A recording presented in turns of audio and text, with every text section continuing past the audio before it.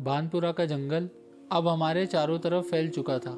सड़क बिल्कुल सीधी थी, लेकिन उसके दोनों ओर घने पेड़, झाड़ियाँ और दूर दूर तक फैली वीरानी। कभी किसी पक्षी की आवाज़ तो कभी सूखे पत्तों की सरसराहट, बाकी चारों तरफ सिर्फ सन्नाटा। हम आराम से सफ़र का आनंद लेते हुए आगे बढ़ रहे थे। उस समय बाइक विश्वा चला रहा था। हमारी 100 सीसी की बाइक लगभग 50 से 60 किलोमीटर प्रति घंटे की रफ्तार से चल रही थी। हम दोनों रास्ते भर इधर उधर की बातें कर रहे थे, कभी किसी पहाड़ी की तो कभी इस जंगल की खूबसूरती की। हमें जरा भी अंदाज़ा नहीं था कि कुछ ही देर में यही सन्नाटा हमें डराने वाला है। करीब 1 घंटे से हम लगातार उसी जंगल से गुजर रहे थे। सबसे अजीब बात यह थी कि इतने लंबे रास्ते में न कोई गाड़ी मिली, न कोई इंसान, और न ही किसी वाहन ने हमें ओवरटेक किया। बस हम और वह सुनसान सड़क। तभी अचानक पीछे से एक बाइक की आवाज़ सुनाई दी। धीरे धीरे वो आवाज़ हमारे बिल्कुल करीब आ गई। कुछ ही सेकंड में एक हीरो डिलक्स बाइक हमें ओवरटेक करके आगे निकल गई। बाइक पर 2 लोग बैठे थे। पहली नज़र में वे आसपास के किसी गांव के ही लग रहे थे, लेकिन एक बात अजीब थी। दोनों ने अपने चेहरे गमछे से पूरी तरह ढक रहे थे, इतना कि उनकी शक्ल पहचानना भी नामुमकिन था। उस समय इसमें कुछ भी असामान्य नहीं लगा। हमने सोचा शायद धूल से बचने के लिए चेहरा ढका होगा। वह बाइक धीरे धीरे हमारी नज़रों से दूर होती चली गई और हम अपनी बातों में खो गए। लेकिन कुछ मिनट बाद, जिसने पहली बार हमारे मन में शक पैदा किया, जो बाइक कुछ देर पहले हमसे बहुत आगे निकल चुकी थी, वह अचानक धीमी होने लगी। धीरे धीरे हम उसके करीब पहुंच गए, लेकिन जैसे ही हम उसके पास पहुंचे वह थोड़ा आगे निकल जाती, फिर धीमी हो जाती, फिर आगे, फिर धीमी। यह सिलसिला कई मिनट तक चलता रहा। अब हमारी बाइक की रफ्तार 60 से घटकर करीब 25 से 30 किलोमीटर प्रति घंटा की रह गई। ऐसा लग रहा था जैसे वे जानबूझकर हमारी रफ्तार कम करवाना चाहते हों। विश्वा का ध्यान अब पूरी तरह उन दोनों पर था। अचानक उसने मेरी तरफ देखा, धीरे से कहा, अमर, मुझे कुछ ठीक नहीं लग रहा।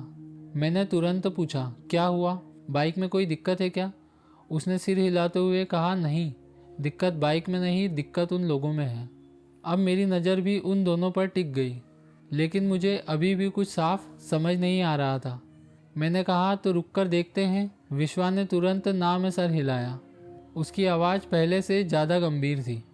उसने कहा, नहीं, हम बाइक नहीं रोक सकते। मैंने हैरानी से पूछा, फिर? विश्वा बोला, तुम्हें अभी चलती बाइक में मेरी जगह आना होगा।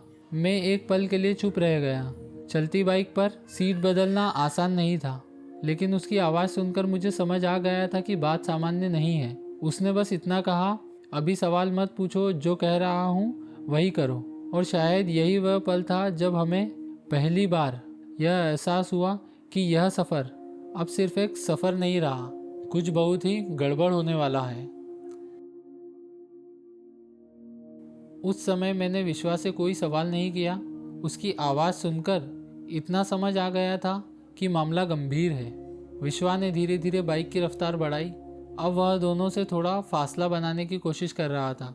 करीब 4 से 5 किलोमीटर आगे निकलने के बाद उसने कहा, अब तैयार हो जाओ। सुनसान जंगल, करीब 60 किलोमीटर प्रति घंटे की रफ्तार और चलती हुई बाइक। हमने एक दूसरे को देखा और बिना बाइक रोके अपनी जगह बदल ली। अब बाइक मैं चला रहा था और विश्वा पीछे बैठ गया था। जैसे ही मैंने हैंडल संभाला, विश्वा ने मेरे कंधे पर हाथ रखा और बहुत शांत आवाज़ में कहा, अमर, अब बाइक की पूरी ताकत निकालनी है। जितनी स्पीड निकल सकती है उतनी स्पीड। हमें इस जगह से जितना जल्दी हो सके निकलना है। मैंने सिर्फ इतना कहा, ठीक है, और अगले ही पल मैंने एक्सीलेटर पूरी तरह घुमा दिया। हमारी 100 सीसी की बाइक अब पूरी ताकत लगा रही थी।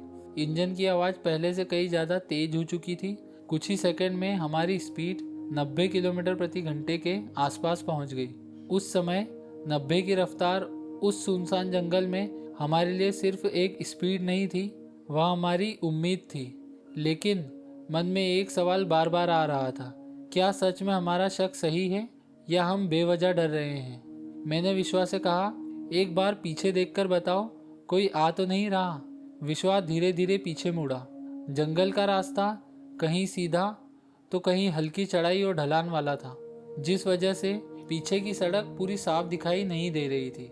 कुछ सेकंड तक विश्वा लगातार पीछे देखता रहा। फिर उसने जो कहा उसे सुनकर मेरे हाथों की पकड़ हैंडल पर और मजबूत हो गई। विश्वा बोला, अमर, वो लोग अभी भी हमारे पीछे हैं। मैंने कुछ नहीं कहा, बस बाइक की स्पीड और बढ़ा दी। लेकिन अगले ही पल विश्वा ने फिर पीछे देखा। इस बार उसकी आवाज़ में घबराहट साफ दिख रही थी। उसने कहा, उन्होंने अपने चेहरे का गमछा खोल दिया है और पीछे बैठा आदमी खड़ा होकर हमारी तरफ देख रहा है। मैंने पूछा, क्या? विश्वा ने जवाब दिया, उसके हाथ में वही गमछा है, लेकिन उस गमछे की गांठ में कोई भारी चीज बंधी हुई है। बस इतना सुनना था और मेरी धड़कन पहले से कहीं ज़्यादा तेज हो गई। अब यह सिर्फ शक नहीं था, हमें पूरा यकीन हो चुका था कि वे दोनों हमारा पीछा कर रहे हैं। मैंने एक पल के लिए भी एक्सीलेटर ढीला नहीं किया। मेरी पूरी नज़र सिर्फ सड़क पर थी। उस समय अगर बाइक जरा सी भी फिसल जाती तो शायद हम नहीं बच पाते। पीछे बैठे विश्वा की नज़र लगातार उन दोनों पर थी और मेरी नज़र सिर्फ आगे, क्योंकि अब एक ही लक्ष्य था, किसी तरह इस जंगल से बाहर निकलना। लेकिन खतरा अभी खत्म नहीं हुआ था, बल्कि असली दौड़ तो अब शुरू होने वाली थी। अब मेरी नज़र सिर्फ सड़क पर थी और विश्वा की पीछे आने वाली उस बाइक पर। मेरे हाथ एक्सीलेटर पर पूरी तरह जमे हुए थे। मैं एक पल के लिए भी रफ्तार कम नहीं करना चाहता था, क्योंकि इतना तो साफ हो चुका था कि वे दोनों सिर्फ हमारे साथ नहीं चल रहे थे, वे हमारा पीछा कर रहे थे। जंगल अब भी खत्म होने का नाम नहीं ले रहा था। चारों तरफ वही सन्नाटा, वही लंबे पेड़ और वही सुनसान सड़क। ऐसा लग रहा था मानो इस रास्ते पर हमारे अलावा कोई है ही नहीं। तभी काफी दूर हमें एक ट्रक दिखाई दिया।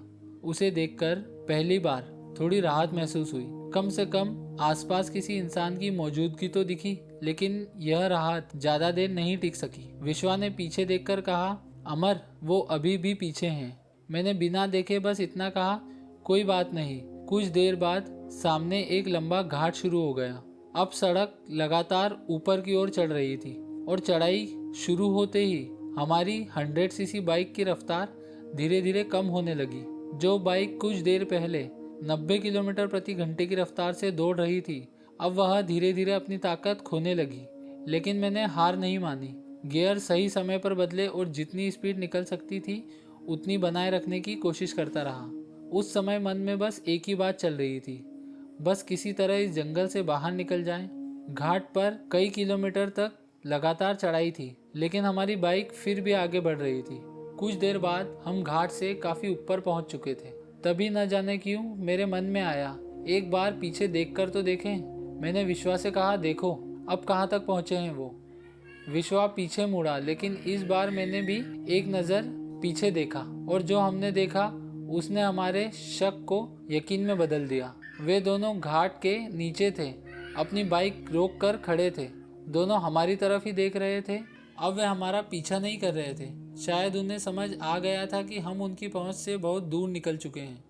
उस पल मैंने पहली बार गहरी सांस ली। ऐसा लगा जैसे कई मिनटों से सांस रोककर बाइक चला रहा था। हम दोनों ने एक दूसरे की तरफ देखा, कुछ नहीं कहा, क्योंकि बिना बोले भी हम दोनों समझ चुके थे कि आज हम किसी बहुत बड़ी मुसीबत से बाल बाल बचे हैं। घाट खत्म होते ही आसपास का माहौल बदलने लगा। कुछ दूरी पर एक छोटा सा ढाबा दिखाई दिया, फिर खेत दिखने लगे। कुछ लोग सड़क किनारे काम करते नजर आए और धीरे धीरे गांव भी शुरू हो गए। अब कई घंटों के बाद हमने पहली बार खुद को सुरक्षित महसूस किया। हमने मन ही मन भगवान का धन्यवाद किया और बिना रुके आगे बढ़ते रहे। जंगल अब पूरी तरह पीछे छूट चुका था। आसपास फिर से गांव दिखाई देने लगे। कहीं खेतों में लोग काम कर रहे थे तो कहीं सड़क किनारे छोटे छोटे ढाबे।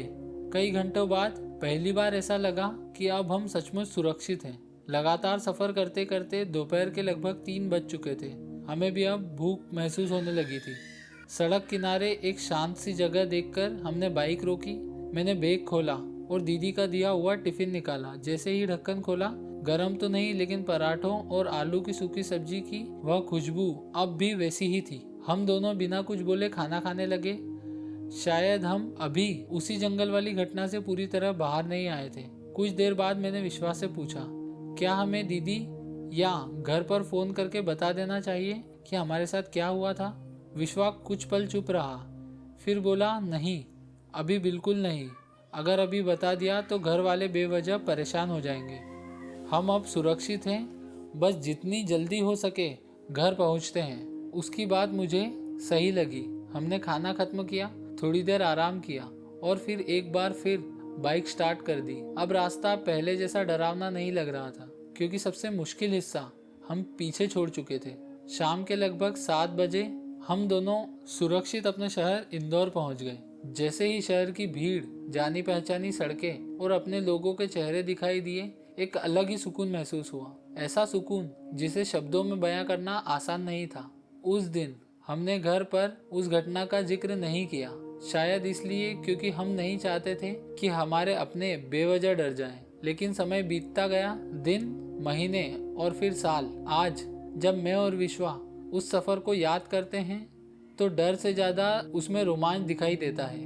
लेकिन उस दिन अगर विश्वा ने समय रहते उन दोनों की हरकतों पर ध्यान न दिया होता, अगर हमने बाइक रोक दी होती या हालात को हल्के में लिया होता, तो शायद आज यह कहानी मैं आपको सुना भी नहीं रहा होता। उस सफर ने हमें एक बहुत बड़ी सीख दी। सफर कितना भी खूबसूरत क्यों ना हो, रास्ते में सिर्फ मंजिल नहीं, अपने आसपास के माहौल पर भी नजर रखना जरूरी है। कई बार सही समय पर लिया गया एक छोटा सा फैसला पूरी जिंदगी बदल सकता है। आज भी जब हमारी बजाज डिस्कवर 100 सीसी की बाइक होती है तो उसके साथ यह सफर भी जरूर याद आता है। 350 किलोमीटर की वह राइड सिर्फ एक यात्रा नहीं थी, वह हमारी दोस्ती की सबसे बड़ी परीक्षा थी और शायद जिंदगी की सबसे बड़ी सीख। अगर आप कभी ऐसी किसी घटना से गुजरे हो तो उसे हल्के में मत लीजिए। सतर्क रहिए, सुरक्षित रहिए और अपने सफर की हर याद को संभाल कर रखिए, क्योंकि कुछ सफर मंजिल से नहीं, अपने अनुभवों से यादगार बनते हैं।